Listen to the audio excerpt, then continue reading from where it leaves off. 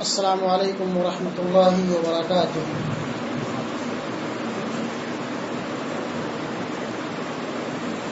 ان الحمد للہ نحمده ونستعینه ونستغفره ونعوذ باللہ من شرور انفسنا ومن سیئات اعمالنا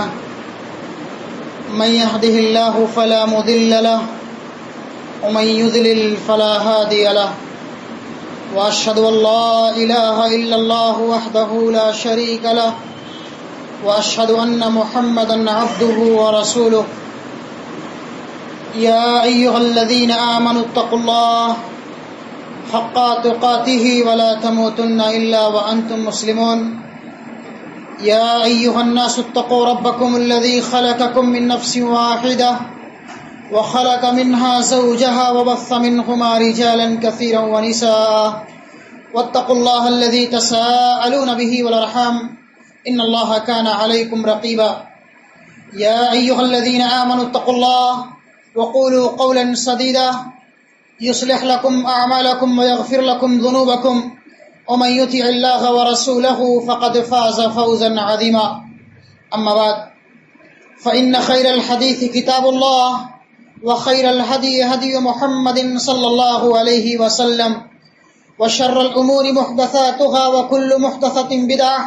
وكل بدعة ضلالة وكل ضلالة في النار. عن أبي هريرة رضي الله تعالى عنه عن النبي صلى الله عليه وسلم قال: سبعة يذلهم الله في ذله يوم لا ذل إلا ذله الإمام العادل وشاب نشا في عبادة الله ورجل قلبه معلق في المساجد ورجلان تحابا في الله اجتمع عليه وتفرق عليه ورجل دعته امرأة ذات منصب وجمال فقال إني أخاف الله ورجل تصدق بصدقة فأخفاها حتى لا تعلم شماله ما تنفق يمينه ورجل ذكر الله خاليا ففازت عيناه رواہ البخاری ومسلم رحمهم اللہ۔ رب اشرح لي صدری ويسر لي امری واحلل عقدۃ من لسانی يفقهوا قولی رب زدنی علما ربنا تقبل منا انك انت السمیع العلیم۔ محترم بزرگوں، نوجوان ساتھیوں، دینی ملی اخوان، خطبہ مسنونہ کے بعد صحیح بخاری اور صحیح مسلم کی جس روایت کو آپ کے سامنے پیش کیا گیا ہے، اس حدیث مبارکہ کی روشنی میں آج ہمارے اس درس کا موضوع وہ کون سے 7 خوش نصیب قسم کے لوگ ہوں گے جنہیں رب العالمین کل قیامت کے دن اپنے عرش کے سائے تلے جگہ دے گا۔ میرے بھائیوں بزرگوں، ہم اور آپ جانتے ہیں کہ قیامت کا دن برحق ہے۔ ایک نہ ایک دن قیامت قائم ہوگی۔ ہم انسانوں کو اس دنیا کو چھوڑ کر کے اللہ رب العالمین کے سامنے حاضر ہونا ہے، اپنے پائی پائی کا حساب و کتاب دینا ہے۔ ہم انسان اس دنیا کے اندر جو کچھ بھی اعمال کرتے ہیں، چاہے وہ اچھائیوں کی شکل میں ہو یا برائیوں کی شکل میں ہو، ہم تمام لوگوں کو کل قیامت کے دن رب العالمین کے سامنے اپنے تمام اعمال کا حساب و کتاب دینا ہے۔ وہ قیامت کا دن جہاں انسان نفسی نفسی کے عالم میں ہوگا، پریشانی اور مصیبت کے عالم میں ہوگا، جہاں انسان ایک ایک نیکی کے لیے ترس رہا ہوگا، جہاں انسان مادرزاد ننگے ہوں گے، جہاں ایک باپ اپنے بیٹے سے، ایک بیٹا اپنے باپ سے، ایک ماں اپنی بیٹی سے، ایک بیٹی اپنی ماں سے، ایک سگا بھائی اپنے سگے بھائی سے دور بھاگ رہے ہوں گے۔ کیوں؟ اس لیے کہ میرا باپ، میرا بیٹا، میری ماں، میری بہو، میری بیوی، میرا شوہر مجھ سے ایک نیکی نہ مانگ لے اور میری نیکیوں کے اندر کمی آ جائے۔ وہ قیامت کا دن اتنا خطرناک اور بھیانک ہوگا جس کے متعلق اللہ رب العالمین اپنے مقدس کلام کے اندر بیان فرماتا ہے کہ قیامت کا ایک دن اس دنیا کے 50,000 سال کے برابر ہوگا۔ دنیا کا 50,000 سال اور قیامت کا صرف ایک دن دونوں برابر ہوں گے۔ اللہ رب العالمین سورہ معارج کے اندر بیان فرماتا ہے کہ تعرج الملائکۃ والروح الیہ فی یوم کان مقدارہ 50,000 سنہ فاصبر صبرا جمیلا۔ اس دن کو یاد کیجئے جس دن فرشتے اور روح الامین اس کی طرف چڑھیں گے، جس کا ایک دن 50,000 سال کے برابر ہوگا۔ وہ قیامت کا دن اتنا خطرناک اور بھیانک ہوگا کہ جس کی دہشت اور وحشت ناکی کو دیکھ کر کے سن کر کے بچے بوڑھے ہو جائیں گے۔ اللہ رب العالمین نے فرمایا کہ فَكَيْفَ تَتَّقُونَ إِن كَفَرْتُمْ يَوْمَ يَجْعَلُ الْوِلْدَانَ شِيبًا۔ جو لوگ اس دنیا کے اندر اللہ اور اس کے رسول کا انکار کرتے ہیں، قیامت کے دن کا انکار کرتے ہیں، وہ اللہ کے عذاب سے کیسے بچ سکیں گے جو دن بچوں کو بوڑھا کر دے گی۔ اس کی وحشت ناکی اور دہشت ناکی سے، اس کی خوف ناکی سے حمل والیوں کے حمل ساقط ہو جائیں گے، گر جائیں گے۔ اللہ رب العالمین سورہ حج کے اندر بیان فرماتا ہے کہ یا ایھا الناس اتقوا ربکم، اے لوگو تم اپنے پروردگار سے ڈرو۔ کیوں؟ اس لیے کہ ان زلزلۃ الساعۃ شیء عظیم، قیامت کا زلزلہ بہت ہی خطرناک اور بھیانک ہوگا، جس دن تم دیکھو گے کہ یوم ترونھا تذہل کل مرضعۃ عما ارضعت وتضع کل ذات حمل حملها وترى الناس سکارى۔ جس دن حمل والیوں کے حمل گر جائیں گے، دودھ پلاتی ہوئی مائیں اپنے بچوں کو چھوڑ دیں گی، بھول جائیں گی۔ آپ لوگوں کے مدہوشی کے عالم میں دیکھو گے، جبکہ لوگ نشے کے عالم میں نہیں ہوں گے، بلکہ قیامت کا زلزلہ اتنا خطرناک ہوگا کہ لوگ نشے کی حالت میں دکھائی دیں گے۔ وَلَكِنَّ عَذَابَ اللَّهِ شَدِيدٌ، اللہ رب العالمین کا عذاب بہت ہی خطرناک اور بھیانک ہوگا۔ اس قیامت کے دن، اس میدان محشر میں جہاں تمام لوگ مادرزاد ننگے ہوں گے، لوگ ایک ایک نیکی کے لیے ترس رہے ہوں گے، ایک باپ اپنے بیٹے سے، ایک بیٹا اپنے باپ سے دور بھاگ رہے ہوں گے۔ اللہ رب العالمین فرماتا ہے کہ فَإِذَا جَاءَتِ الصَّاخَّةُ يَوْمَ يَفِرُّ الْمَرْءُ مِنْ أَخِيهِ وَأُمِّهِ وَأَبِيهِ وَصَاحِبَتِهِ وَبَنِيهِ لِكُلِّ امْرِئٍ مِّنْهُمْ يَوْمَئِذٍ شَأْنٌ يُغْنِيهِ وُجُوهٌ يَوْمَئِذٍ مُسْفِرَةٌ۔ جب کانوں کو بہرا کر دینے والی قیامت قائم ہوگی تو آپ دیکھو گے کہ ایک باپ اپنے بیٹے سے، ایک سگا بھائی اپنے سگے بھائی سے، ایک ماں اپنی بیٹی سے دور بھاگ رہے ہوں گے۔ کہیں میرا باپ، میرا بیٹا، میری ماں، میری بہو، میرا شوہر، میری بیوی مجھ سے ایک نیکی نہ مانگ لے اور میری نیکیوں کے اندر کمی آ جائے۔ اور انسان جو جہنمی ہوں گے، جنہوں نے اس دنیا کے اندر کثرت سے اعمال سیئہ کیے ہوں گے، گناہ کے کام کیے ہوں گے، جب ان کے نامہ اعمال کو ان کے بائیں ہاتھ میں دیا جائے گا تو ایسے لوگ کف افسوس ملیں گے، اللہ رب العالمین سے درخواست کریں گے، ریکویسٹ کریں گے کہ اے اللہ تو میری تمام دنیاوی جائیداد کو، پراپرٹی کو، تو میرے جاہ و منصب کو، جائیداد کو، میرے بال بچوں کو لے لے، فدیے کے طور پر لے لے، اور تو مجھے آج اس جہنم کی اس دہکتی ہوئی آگ سے بچا لے۔ اللہ نے فرمایا کہ یبصرونہم یود المجرم لو یفتدی من عذاب یومئذ ببنیہ وصاحبتہ واخیہ وفصیلتہ التی تؤویہ ومن فی الارض جمیعا ثم ینجیہ کلا انہا لظی نزاعۃ للشوی تدعو من ادبر وتولی۔ اللہ نے فرمایا کہ ایک انسان جس نے اس دنیا کے اندر کثرت سے گناہ کے کام کیے ہوں گے، وہ کل قیامت کے دن رب العالمین کے سامنے اپنی جائیداد اور پراپرٹی کو، اپنے بال بچوں کو پیش کرے گا اور کہے گا اللہ تو میری جائیداد کو لے لے، پراپرٹی کو لے لے، لیکن آج مجھے جہنم کی اس دہکتی ہوئی آگ سے، اس قیامت کے اس خوفناکی سے تو مجھے بچا لے۔ اللہ فرمائے گا کلا، ایسا ہرگز نہیں ہو سکتا، گناہ کے کام تم نے کیے ہیں، خطائیں تم نے کی ہیں، سزا کے مستحق تم ہو، ایسا ہرگز نہیں ہو سکتا کہ گناہ باپ کرے سزا بیٹے کو ملے، گناہ بیٹا کرے سزا باپ کو ملے، ایسا ہرگز نہیں ہو سکتا۔ عدل و انصاف کا تقاضا یہ ہے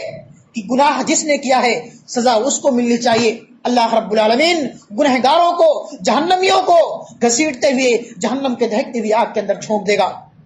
وہ قیامت کا دن جس دن تمام لوگ مادرزاد ننگے ہوں گے۔ حضرت عائشہ فرماتی ہے کہ اللہ کے رسول، جب سب لوگ مادرزاد ننگے ہوں گے تو کیا ایک انسان ایک عورت کی طرف یا ایک عورت ایک مرد کی طرف نہیں دیکھ رہے ہوں گے؟ اللہ کے رسول فرماتے ہیں کہ اے عائشہ، قیامت کا منظر اتنا خطرناک ہوگا، کسی کو اتنی مجال نہیں ہوگی، اتنی فرصت نہیں ہوگی کہ وہ کسی مرد کی طرف یا کوئی عورت کسی مرد کی طرف یا کوئی مرد کسی عورت کی طرف دیکھ سکے۔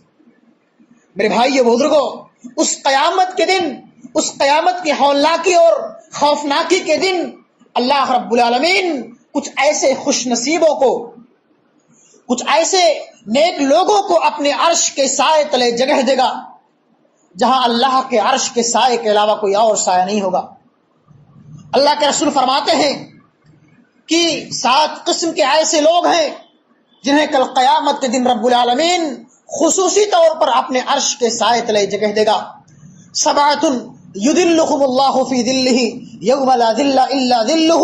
الامام العادل۔ ان خوش نصیبوں میں سے پہلا خوش نصیب ایسا امام، ایسا انصاف کرنے والا حکمران جس نے اپنی رعایا کے ساتھ، اپنے ماتحتین کے ساتھ، اپنے معاشرے اور سماج کے اندر رہنے والوں کے ساتھ عدل و انصاف کے ساتھ کام کیا ہوگا۔ اگر آپ کسی قوم کے ذمہ دار ہو، اگر آپ کسی ملک کے سربراہ ہو، اگر آپ کسی بستی اور قریہ کے پردھان ہو، اگر آپ کاؤنسلر ہو، آپ کی یہ ذمہ داری ہے، آپ کا یہ فریضہ ہے کہ آپ اپنے ماتحتین کے ساتھ، اپنے معاشرے اور سماج کے لوگوں کے ساتھ آپ عدل و انصاف کے ساتھ کام کرو۔ اگر آپ کسی مدرسے کے ناظم اور ذمہ دار ہو، اگر آپ کسی مسجد کے آپ ذمہ دار ہو، آپ کا یہ فریضہ ہے کہ آپ عدل و انصاف کے ساتھ، لوگوں کے ساتھ عدل و انصاف کے ساتھ کام کرو۔ اللہ رب العالمین فرماتا ہے، اللہ رب العالمین نے اپنے مقدس کلام کے اندر انبیاء کرام کو بھی اسی بات کی تعلیم دی ہے۔ اللہ رب العالمین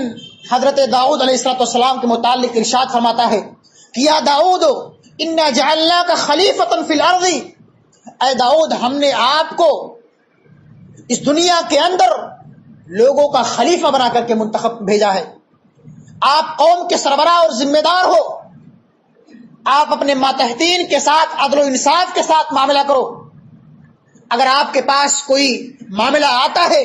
تو آپ کا یہ فریضہ اور ذمہ داری ہے کہ آپ حق کے ساتھ، انصاف کے ساتھ آپ لوگوں کے درمیان فیصلہ کرو۔ ایسا نہ ہو کہ آپ کسی قوم کے ذمہ دار ہو، کسی معاشرے اور سماج کے آپ ذمہ دار ہو، 2 لوگ آپ کے پاس فیصلہ کرانے کے لے کر کے آتے ہیں، اس میں سے آپ کا کوئی ایک قریبی ہے اور ایک دور کا ہے، یا کوئی آپ کا ایک رشتہ دار ہے اور کوئی ایک دوسرا غیر رشتہ دار ہے، یا کوئی ایک مسلمان ہے غیر مسلم ہے، دونوں لوگ آپ کے پاس فیصلہ کرانے کے لیے آتے ہیں۔ آپ سوچو کہ ہمارا یہ قریبی ہے، یہ رشتہ دار ہے، یا دوست ہے، یہ مسلمان ہے، یا اسی طرح سے ہمارا پڑوسی ہے، گرچہ فیصلہ اس کے حق میں نہیں ہے لیکن آپ گھما کر کے فیصلہ اس کے حق میں کر دو، آپ کل قیامت کے دن آپ کی باز پرس کی جائے گی، آپ گنہگار ہو۔ اس لیے کہ رب العالمین ہم مسلمانوں کو، ہم بنی نوع انسان کو عدل و انصاف کے ساتھ فیصلہ کرنے کا حکم دیتا ہے۔ اللہ کے رسول فرماتے ہیں کہ کلکم راعٍ وکلکم مسئول عن رعیتہ، ہم میں سے ہر انسان ذمہ دار ہے،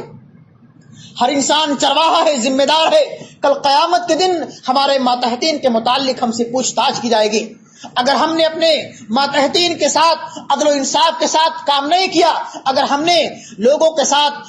میانہ روی اور برابری کا سلوک نہیں کیا، تو کل قیامت کے دن رب العالمین ہمارے گریبان کو پکڑ لے گا۔ اللہ کے رسول فرماتے ہیں کہ ہم میں سے ہر انسان ذمہ دار ہے، کل قیامت کے دن اس کے ماتحتین کے متعلق اس سے پوچھ تاچھ کی جائے گی۔ فالامام راعٍ وهو مسئول عن رعیتہ، قوم کا امام، قوم کا ذمہ دار، یہ ذمہ دار ہے، سربراہ ہے، اس کے ماتحتین کے متعلق اس سے پوچھ تاچھ کی جائے گی۔ والرجل راعٍ وهو مسئول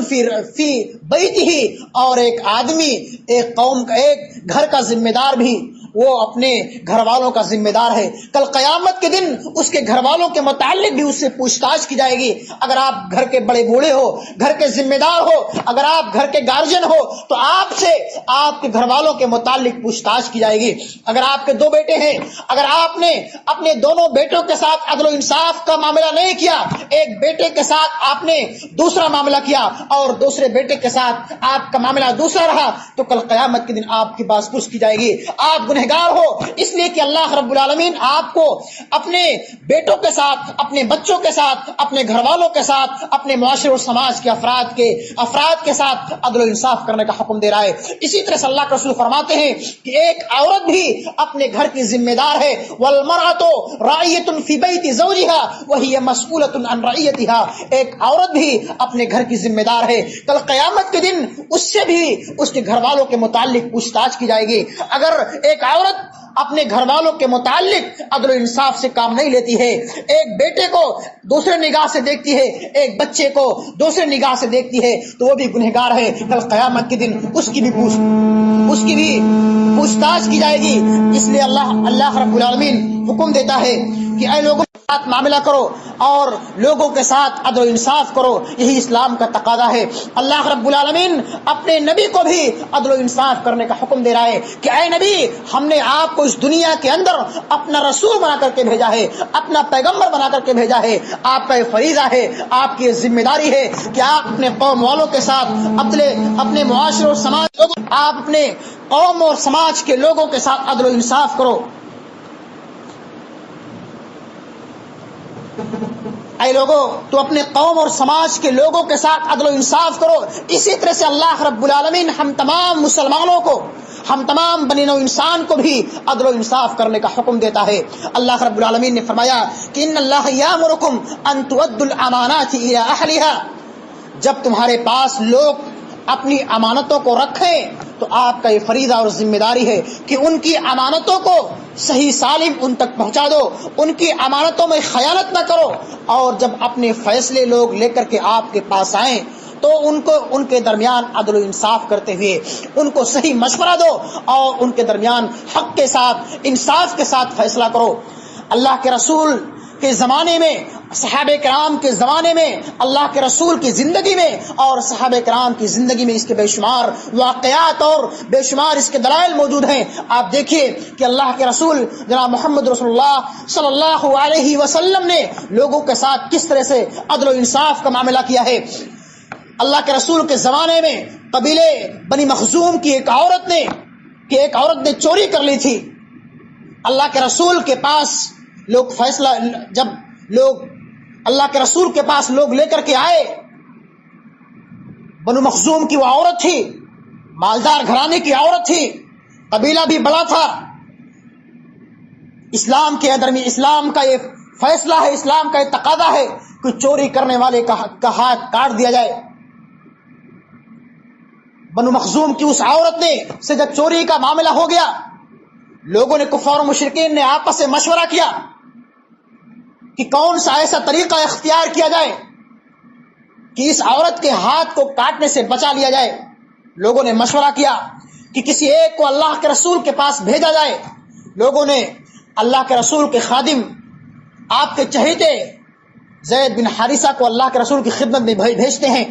کہ آپ جا کر کے اللہ کے رسول سے درخواست کیجئے, ریکویسٹ کیجئے کہ اللہ کے رسول اس مخزومیہ اس عورت کے ہاتھ کو نہ کاٹیں. اللہ کے رسول نے فرمایا کہ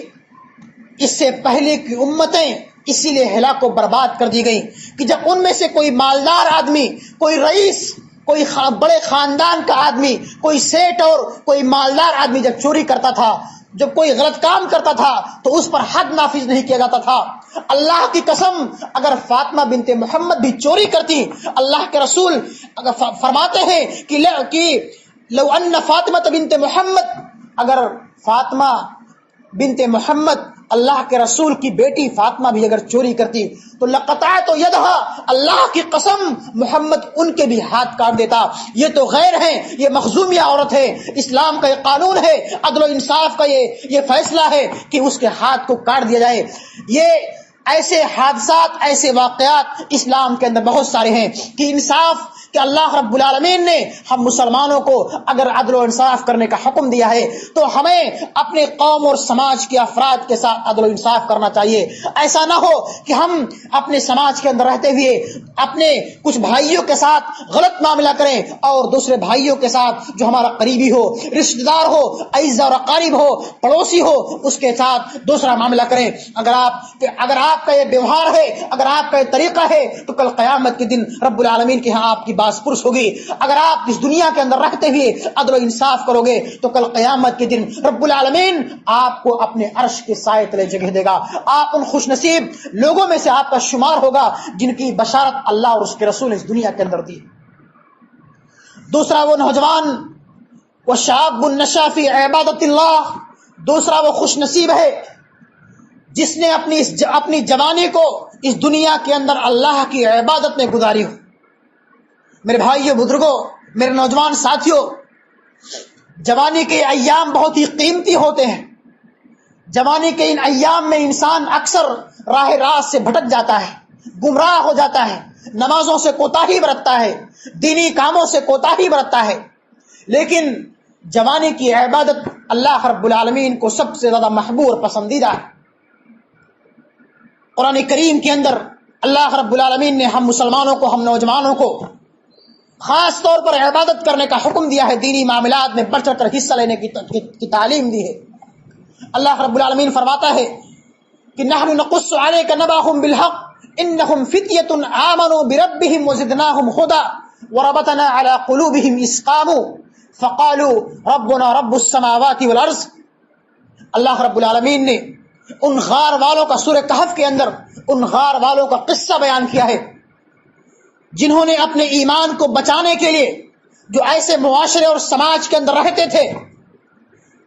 جو معاشرہ برائیوں میں لت پت تھا، جو معاشرہ کفر پرستی اور بت پرستی کی آماج گاہ بنا ہوا تھا، اس معاشرے اور سماج میں کچھ ایسے نوجوان بھی تھے جو دیندار تھے، متقی اور پرہیزگار تھے۔ جب اس سماج کے اندر رہتے ہوئے ان کو اپنے ایمان کا خطرہ لاحق ہوا، انہوں نے اپنی قوم کو، اپنی بستی کو چھوڑ کر کے ایک غار کے اندر پناہ لی۔ انہی لوگوں کا واقعہ اللہ رب العالمین نے قرآن کریم کے اندر ذکر فرمایا ہے اور ان کے اوصاف حمیدہ کو بیان فرمایا ہے کہ وہ ایسے نوجوان تھے جنہوں نے اپنے ایمان کو بچانے کے لیے، اپنے ایمان کی حفاظت کے لیے اپنی قوم کو چھوڑ کر کے، اپنی بستی کو چھوڑ کر کے ایک غار کے اندر پناہ لیے ہوئے تھے۔ نحن نقص علیک نبأہم بالحق انہم فتیۃ آمنوا بربہم وزدناہم ہدی وربطنا علی قلوبہم اذ قاموا۔ اللہ نے ان کے دلوں کو مضبوط کر دیا، ان کے ایمان کو پختہ کر دیا اور ان کے واقعات کو اور ان کے اس کارنامے کو تا قیامت کے لیے اپنے مقدس کلام کے اندر محفوظ کر دیا۔ یہ جوانی جو نہایت ہی قیمتی ہے، اس جوانی کے قیمتی ایام میں رب العالمین ہم مسلمانوں کو، ہم نوجوانوں کو خاص طور پر اپنی عبادت کرنے کا حکم دیتا ہے، کثرت سے نمازوں کے اہتمام کے ساتھ ساتھ دینی معاملات میں بڑھ چڑھ کر کے حصہ لینے کی تعلیم دیتا ہے۔ اس نوجوانی کے متعلق، اس زندگی کے متعلق، اس جوانی کے قیمتی ایام کے متعلق رب العالمین کل قیامت کے دن ہم سے پوچھ تاچھ کرے گا۔ اللہ کے رسول فرماتے ہیں کہ اے نوجوانوں، اے امت مسلمہ کے افراد، تم اپنی اس جوانی کے قیمتی ایام کو غنیمت سمجھو۔ اللہ کے رسول فرماتے ہیں اغتنم خمسا قبل خمس شبابک قبل حرمک، تم 5 چیزوں کو 5 چیزوں سے پہلے غنیمت جانو۔ اپنی جوانی کو اپنے بڑھاپے سے پہلے، اس سے پہلے کہ تمہارا آپ کا بڑھاپا ہے،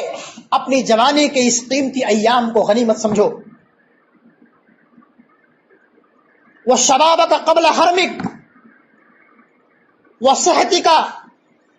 وحیاتک قبل موتک، اپنی زندگی کو اپنی موت سے پہلے آپ غنیمت سمجھو۔ وصحتک قبل سقمک، اپنی تندرستی کو اپنی بیماری سے پہلے آپ غنیمت سمجھو۔ وغناک قبل فقرک، اور اپنی مالداری کو اپنی غریبی سے پہلے آپ غنیمت سمجھو۔ اس حدیث کے اندر اللہ کے رسول نے بہت ہی اہم باتیں اور اہم پوائنٹس ہم کو بتلائی ہیں کہ اپنی زندگی کو اپنی موت سے پہلے آپ غنیمت جانو. اس سے پہلے کہ ہماری موت ہمارے آنکھوں کے سامنے نظر آئے، اس دنیا کے اندر آپ کثرت سے اعمال حسنہ کر لو.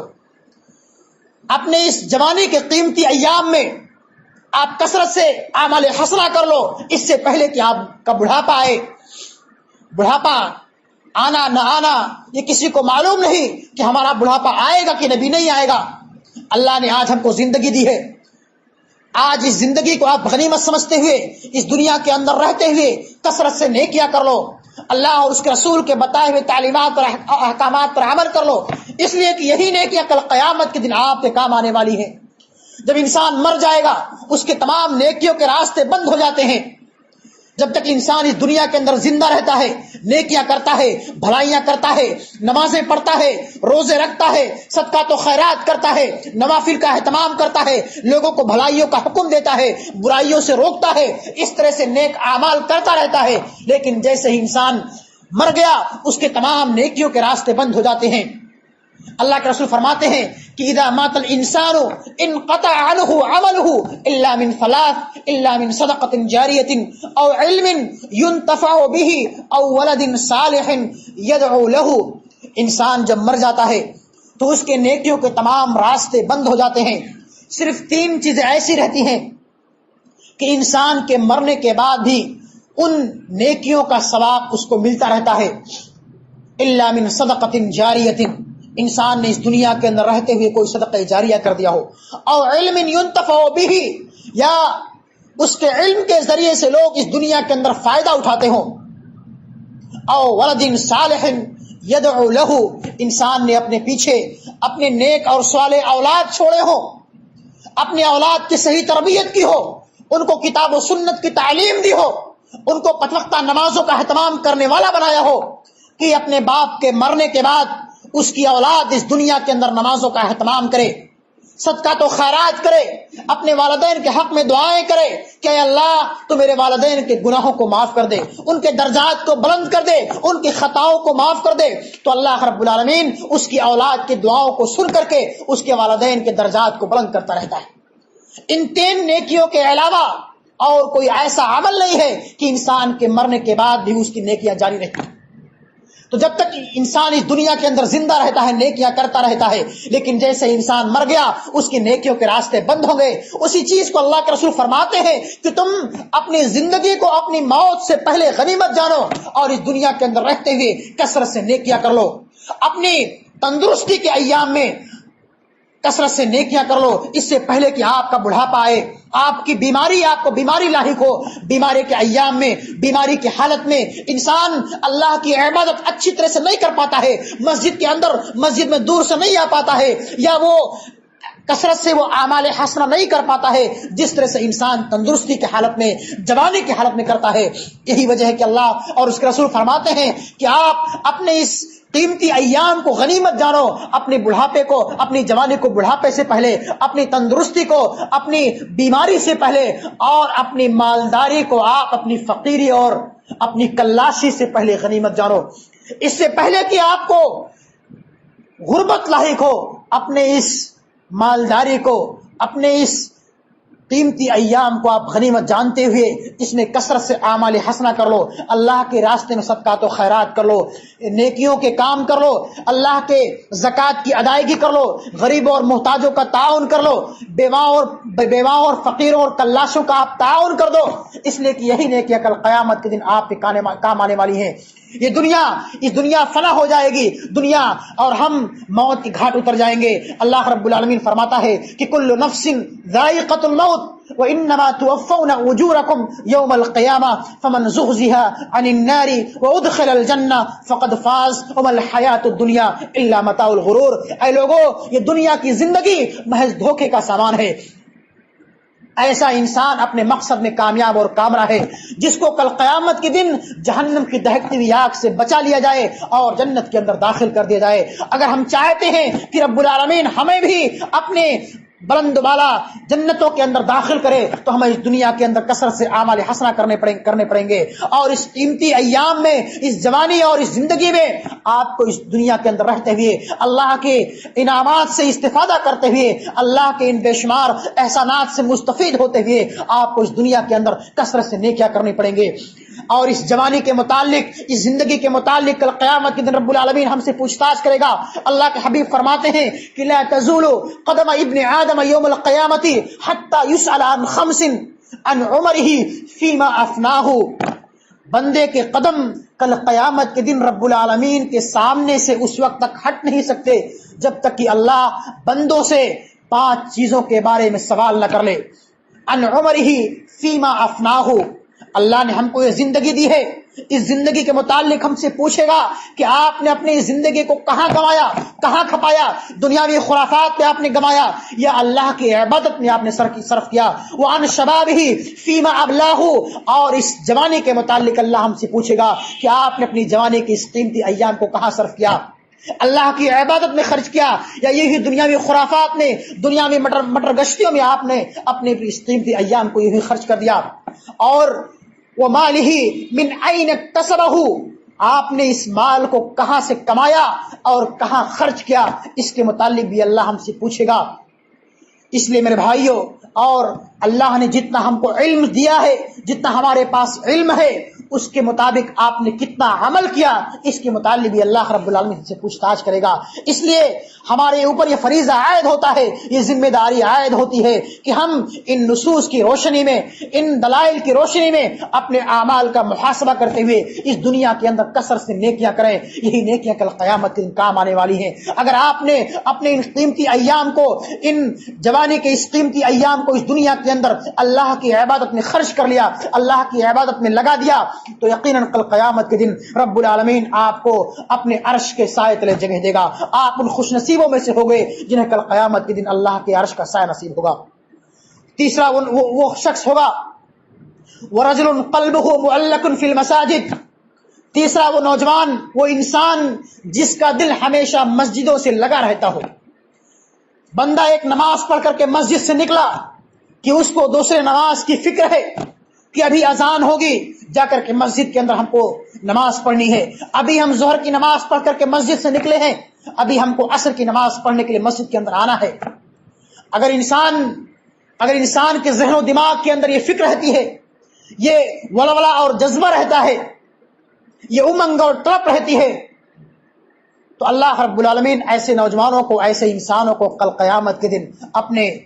عرش کے سائے تلے جگہ دے گا۔ اور اللہ کی مسجدوں کو ایسے ہی خوش نصیب لوگ آباد کرتے ہیں۔ انما یعمر مساجد اللہ من آمن باللہ والیوم الآخر، جو اللہ پر اور اس کے رسول پر اور قیامت کے دن پر ایمان لاتے ہیں اور اس دنیا کے اندر کثرت سے نیکیاں کرتے ہیں، ایسے لوگوں کو کل قیامت کے دن رب العالمین کے عرش کے سایہ تلے جگہ ملے گا۔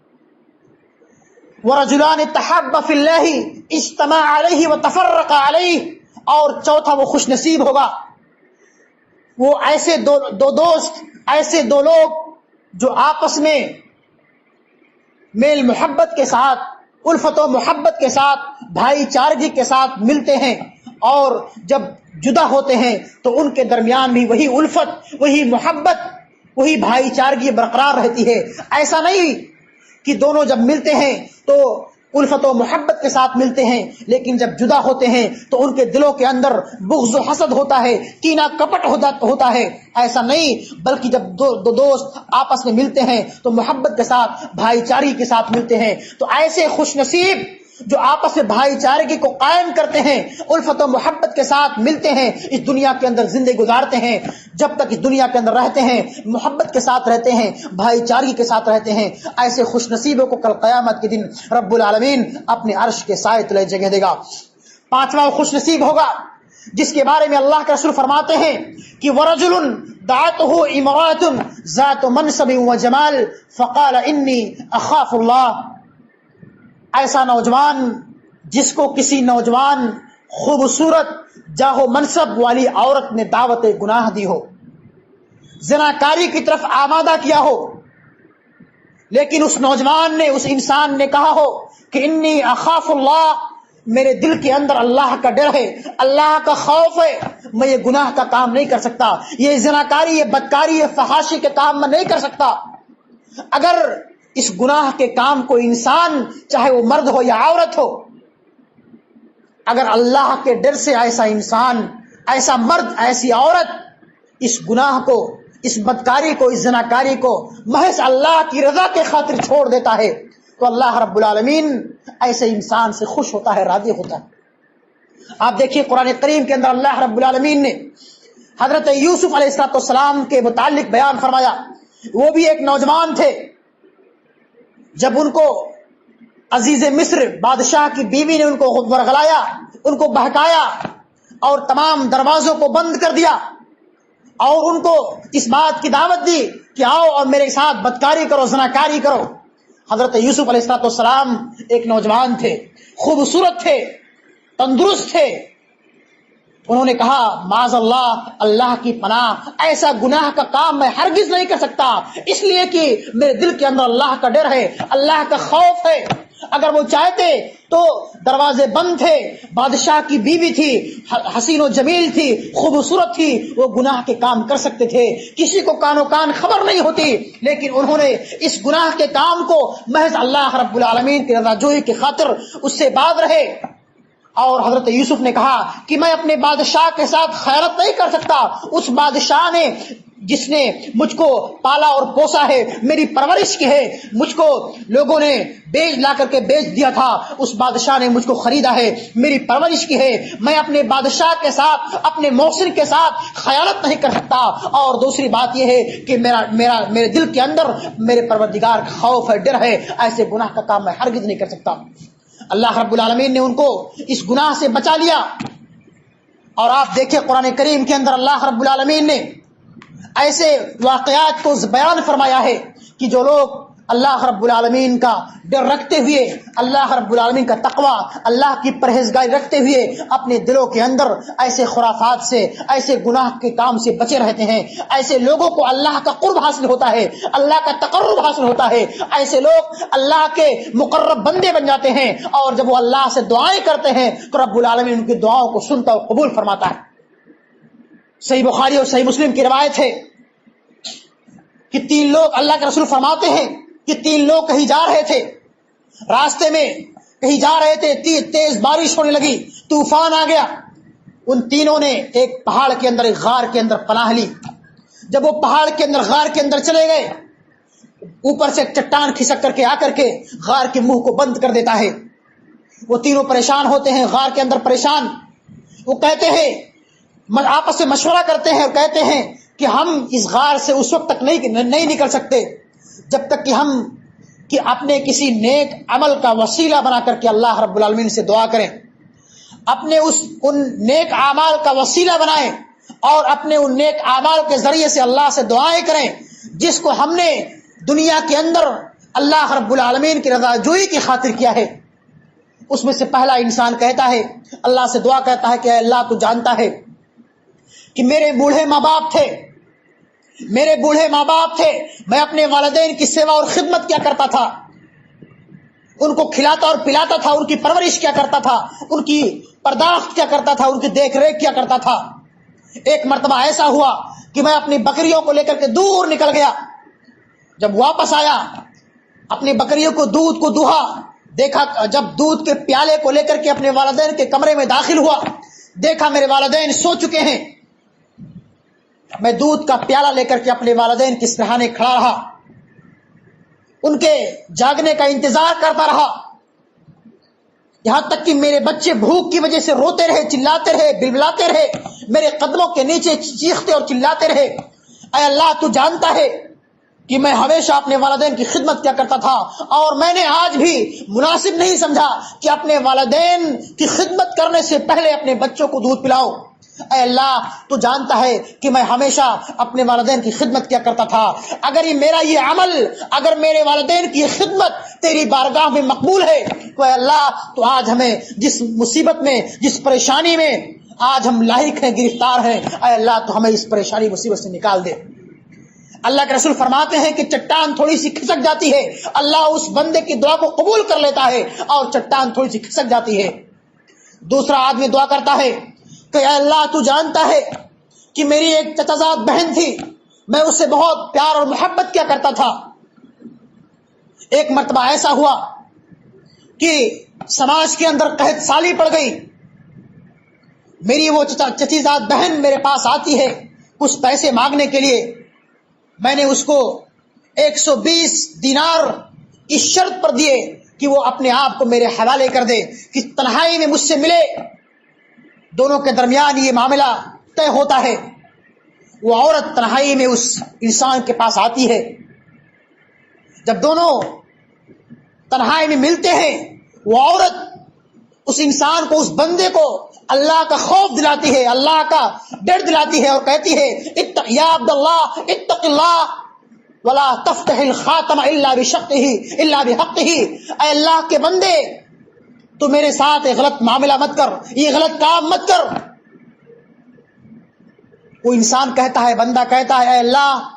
جب اس عورت نے، میری چچازاد بہن نے تیرا واسطہ دے کر کے تیرا خوف مجھ سے دلایا تو میں نے اس کو فوراً چھوڑ دیا، میرے دل کے اندر تیرا خوف پیدا ہو گیا، تیرا ڈر پیدا ہو گیا اور میں نے اس کو چھوڑ دیا۔ اے اللہ تو جانتا ہے کہ میں نے اس عورت کو، اپنی بہن کو صرف تیری رضا کی خاطر، تیرے ڈر کی خاطر چھوڑا تھا، اور میں نے اس کے اس پیسے کو بھی معاف کر دیا اور کہا کہ تو جا، میں تیرے پیسے کو بھی معاف کرتا ہوں۔ اے اللہ تو جانتا ہے کہ اگر میں نے یہ عمل تیری رضا کی خاطر کیا ہے تو آج تو ہمیں ہماری دعاؤں کو قبول کر لے، اور آج جس مصیبت کے اندر ہم گرفتار ہیں اس مصیبت سے تو ہم کو نجات دے دے۔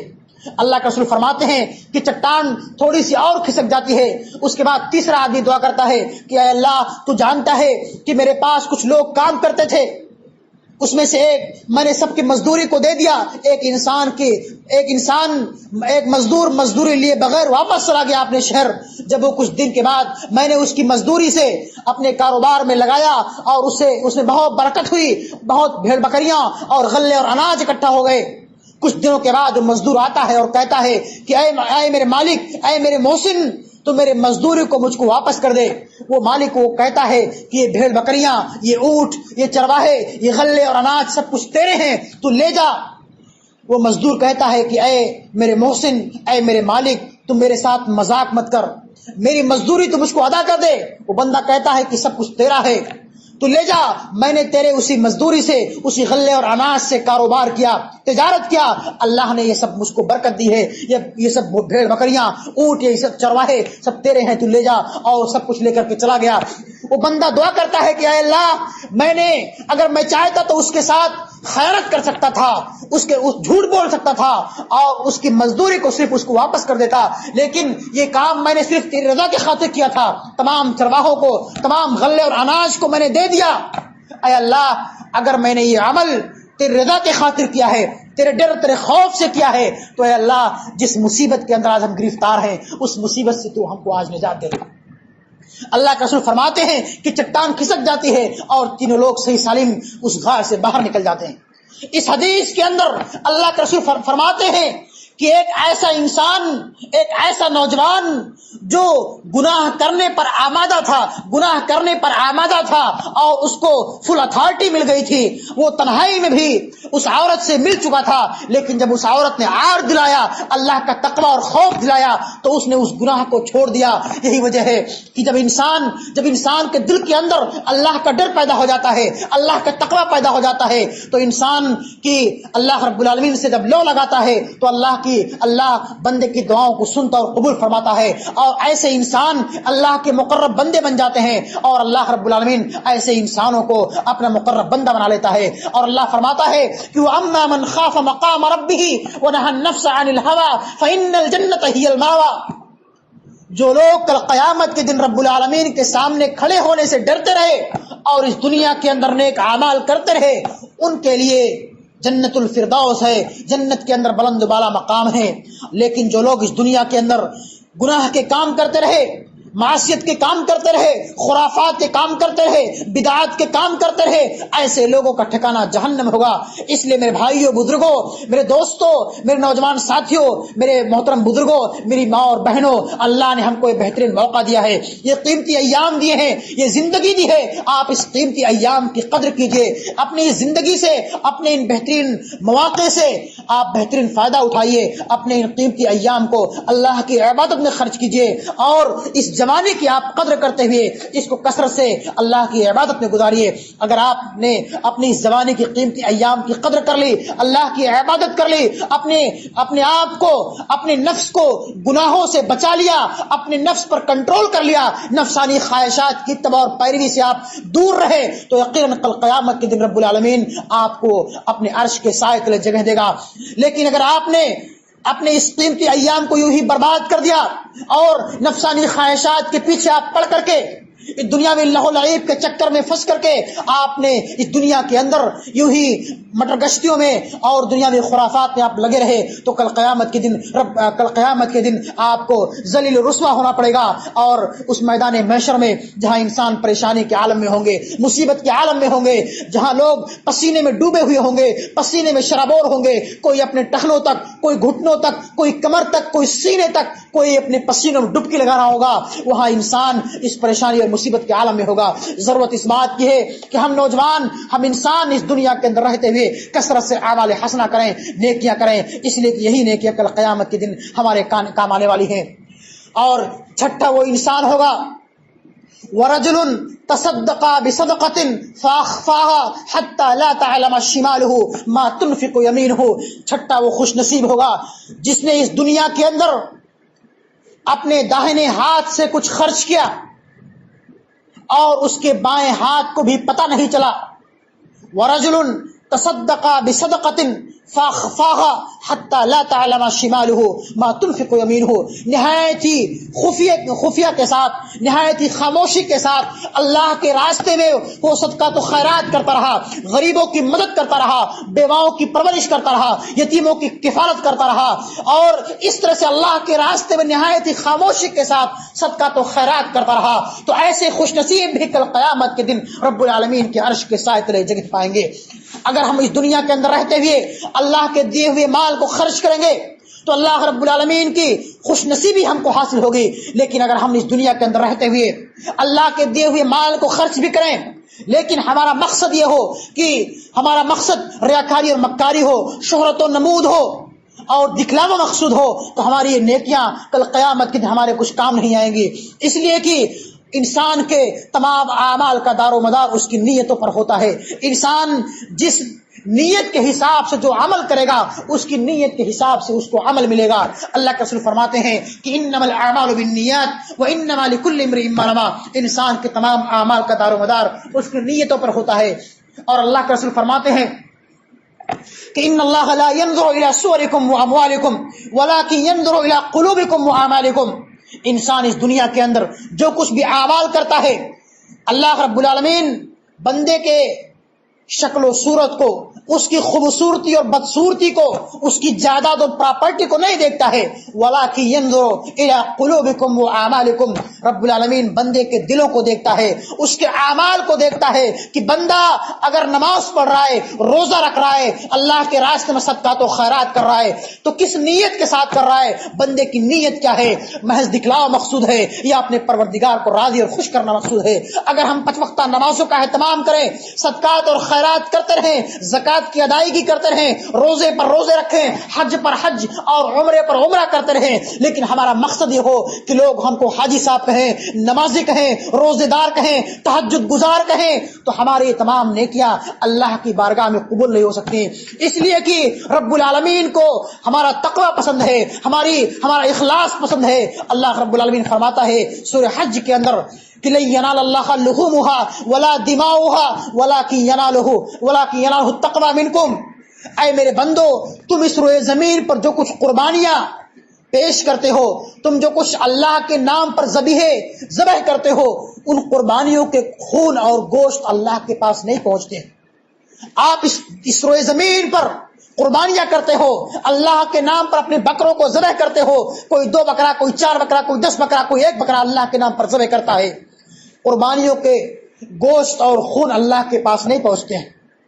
لن ینال اللہ لحومها ولا دماؤها ولکن ینالہ التقوی منکم. اللہ کے پاس ہمارے دل کا تقوی اور پرہیزگاری پہنچتی ہے. اگر ہم ایک قربانی اللہ کے راستے میں کر رہے ہیں، اگر ہم ایک بکرا اللہ کے راستے میں ذبح کر رہے ہیں، تو انشاءاللہ العزیز ہمارا ایک بکرا ہی، ایک قربانی ہی اگر اللہ کی بارگاہ میں قبول ہو جائے تو ہمارے لیے کافی ہے. لیکن اگر ہم 10 بکرے اللہ کے راستے میں ذبح کریں، لیکن ہمارا مقصد یہ ہو کہ لوگ ہم کو سیٹ کہیں، مالدار کہیں، سخی اور فیاض کہیں، تو ہمارے یہ بکرے، یہ قربانیاں اللہ کی بارگاہ میں قبول نہیں ہو سکتی اور ہمیں اس کا کوئی اجر و ثواب نہیں ملے گا. اس لیے اللہ کے رسول فرماتے ہیں کہ اگر بندہ اللہ کے راستے میں صدقات و خیرات کر رہا ہے، اللہ کے دیے ہوئے مال کو اللہ کے راستے میں خرچ کر رہا ہے، اللہ کے بندوں پر خرچ کر رہا ہے، غریبوں کی مدد کر رہا ہے، یتیموں کی پرورش کر رہا ہے، تو اس کا مقصد یہ ہونا چاہیے کہ ہمارا پروردگار ہم سے راضی اور خوش ہو جائے. اس کے دلوں کے اندر اخلاص پیدا ہونا چاہیے. اسی چیز کو اللہ کے رسول فرماتے ہیں کہ وَرَجُلٌ تَصَدَّقَ بِصَدَقَةٍ فَأَخْفَاهَا حَتَّى لَا تَعْلَمَ شِمَالُهُ مَا تُنْفِقُ يَمِينُهُ. انسان نے اپنے داہنے ہاتھ سے خرچ کیا، بائیں کو پتہ نہیں چلا. اس کا مطلب یہی ہے کہ انسان نے نہایت ہی خاموشی کے ساتھ، نہایت ہی خفیہ طور پر اللہ کے راستے میں صدقات و خیرات کر دیا. صدقات و خیرات کرنے کے بعد وہ سماج کے اندر آ کر کے واویلا نہیں مچاتا ہے، ڈھڈورا نہیں پیٹتا ہے کہ میں نے فلاں انسان کو 100 روپیہ چندہ دیا، فلاں جگہ مسجد بن رہی تھی میں نے وہاں 1000 روپیہ چندہ دیا، فلاں مدرسے میں میں نے 5000 چندہ دیا، یا فلاں جگہ یا فلاں غریب کی میں نے مدد کی، یا فلاں یتیم کی میں پرورش کر رہا ہوں. اس طرح سے سماج کے اندر رہتے ہوئے جس طرح سے بھی ہو سکتے ہیں آپ کو اپنے نیکیوں کو، اپنے صدقات و خیرات کو چھپانا چاہیے. اس لیے کہ یہی نیکیاں، یہی خاموشی اور یہی خفیہ اعمال اللہ کی بارگاہ میں قبول ہوں گے. کبھی کبھی انسان کو اللہ رب العالمین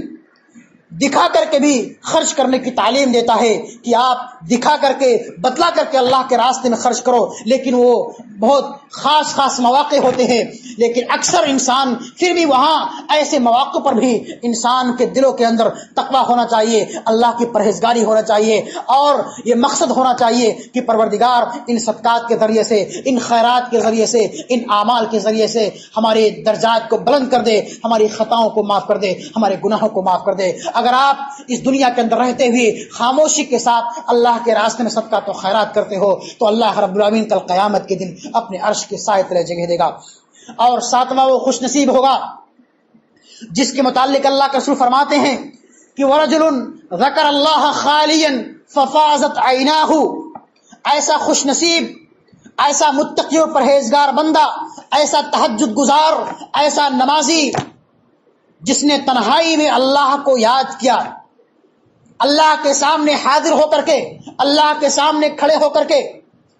پتوقتہ نمازوں کے ذریعے سے، تہجد گزاری کے ذریعے سے، دعاؤں کے اہتمام کے ذریعے سے اللہ رب العالمین کے سامنے اپنے دونوں ہاتھوں کو پھیلا کر کے، اپنے دامن کو پھیلا کر کے اللہ سے گریہ وزاری کرتے ہوئے اللہ سے دعائیں کرے، اللہ کے سامنے روئے گڑگڑائے، اللہ سے دعا کرے اے اللہ میں تیرا گنہگار بندہ ہوں، تیرا خطا کار بندہ ہوں، اے اللہ تو ہی بندے کے گناہوں کو معاف کرنے والا ہے، تو ہی ہماری خطاؤں کو معاف کرنے والا ہے، تو ہی ہمارے درجات کو بلند کرنے والا ہے. جب انسان اللہ سے دعائیں کرے اور دعائیں کرتے کرتے انسان کی آنکھوں سے آنسو جاری ہو جائے تو ایسے انسان کو، ایسے خوش نصیبوں کو رب العالمین کل قیامت کے دن اپنے عرش کے سائے تلے جگہ دے گا. وَرَجُلٌ ذَكَرَ اللَّهَ خَالِيًا فَفَاضَتْ عَيْنَاهُ. انسان نے تنہائی میں اللہ کو یاد کیا اور انسان کے آنکھوں سے آنسو جاری ہو گئے. انسان اللہ سے دعائیں کرتا ہے، ہم سب دعائیں کرتے ہیں، لیکن بہت ہی کم لوگوں کی آنکھوں سے آنسو جاری ہوتے ہوں گے. اور خاص طور پر جب انسان تنہائی میں اللہ کو یاد کرے، تنہائی میں جب انسان اللہ سے دعائیں کرتا ہے، اللہ سے گڑگڑاتا ہے، تو اس کے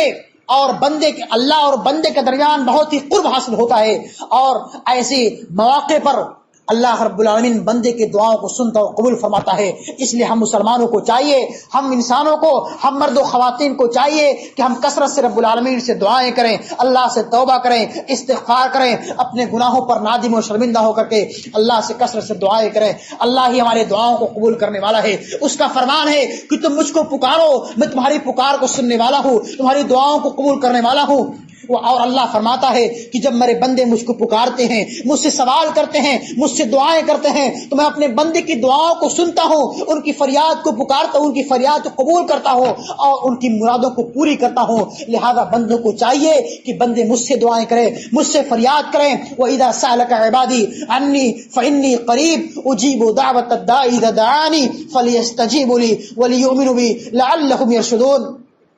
اور اللہ نے فرمایا کہ ادعونی استجب لکم، اے میرے بندو تم مجھ کو پکارو، میں تمہاری پکار کو سنوں گا، تمہاری مرادوں کو پوری کروں گا۔ اگر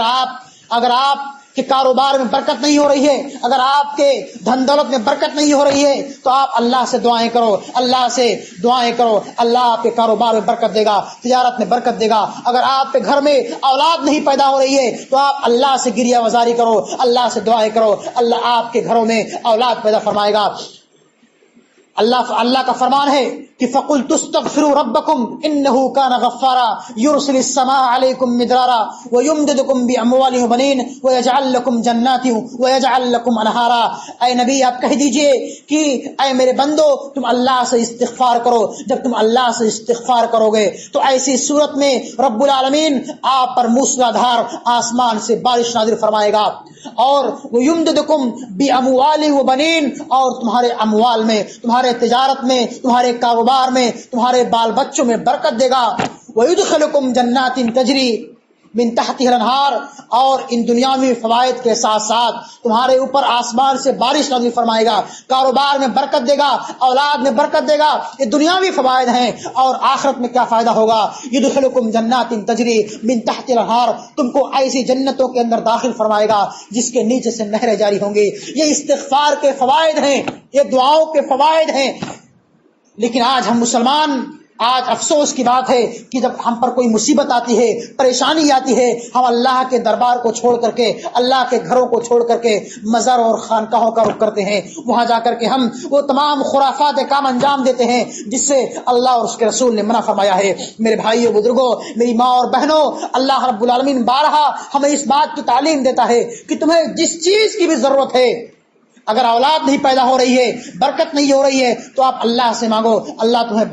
تمہارے کاروبار میں برکت دے گا، اولاد دے گا، تمہاری مرادوں کو پوری کرے گا۔ شرط یہ ہے کہ تم اخلاص کے ساتھ، محبت کے ساتھ، الہا کے ساتھ، گریہ بازاری کے ساتھ تم اللہ سے دعائیں کرو، اللہ تمہاری دعاؤں کو قبول فرمائے گا، تمہارے کاروبار میں برکت دے گا۔ رب العالمین سے دعا ہے کہ مولا کریم ہماری دعاؤں کو قبول فرما، اور ہمیں بھی ان خوش نصیب لوگوں میں شامل فرما جنہیں کل قیامت کے دن تو اپنے عرش کے تلے جگہ نصیب فرمائے گا۔ رب العالمین سے دعا ہے کہ مولا کریم جب تک ہمیں اس دنیا کے اندر زندہ رکھے، ایمان اور اسلام پر زندہ رکھے، رب العالمین تو ہمارا خاتمہ بالخیر فرما۔ رب العالمین تو ہمیں قیامت کی وحشت ناکیوں سے، قیامت کے دہشت ناکیوں سے، قیامت کے بھیانک مناظر سے تو ہمیں معمون اور محفوظ رکھ۔ رب العالمین تو ہمیں اس دنیا کے اندر کثرت سے زیادہ زیادہ نیک اعمال کرنے کی توفیق عطا فرما۔ رب العالمین تو ہمیں اس دنیا کے اندر رہتے ہوئے عدل و انصاف کے ساتھ معاملہ کرنے کی توفیق عطا فرما۔ ہمارے اس قیمتی جوانی کے ایام کو، قیمتی ایام کو اپنی عبادت میں صرف کرنے کی توفیق عطا فرما، لوگوں کے ساتھ میل محبت کے ساتھ رہنے کی توفیق عطا فرما۔ اے اللہ تو ہمیں اس دنیا کے اندر کثرت سے صدقہ و خیرات کرنے کی توفیق عطا فرما، کثرت سے دعائیں کرنے کی توفیق عطا فرما۔ اے اللہ تمہاری دعاؤں کو قبول فرما، ہمارے گناہوں کو معاف فرما۔ آمین۔ تقبل یا رب العالمین، وآخر دعوانا ان الحمد للہ رب العالمین، والسلام علیکم ورحمۃ اللہ وبرکاتہ۔